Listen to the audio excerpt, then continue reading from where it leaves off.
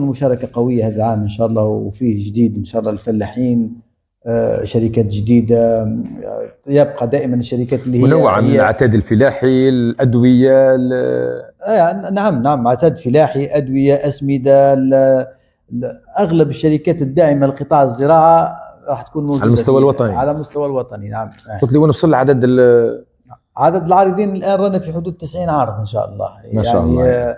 يكونوا يمثلوا مختلف الفاعلين في قطاع. لأن تعرف أنت طبيعة المنطقة تاع الواد، نعم. منطقة تستقطب الشركات وتستهويهم، لأن الفلاحة فيها تطورت وديفلوبت بشكل كبير ياسر، بحيث أنه تخليهم هم يعني يهتموا بالمنطقة هذه، وتخليهم دائما يحبوا يكونوا متواجدين في السوق. ومش غير منطقة الواد، يعني حتى نقولوا احنا الفلاحة الصحراوية راهي شاملة بسكرة، شاملة ورقلة، المناعة، المغير، تقورت.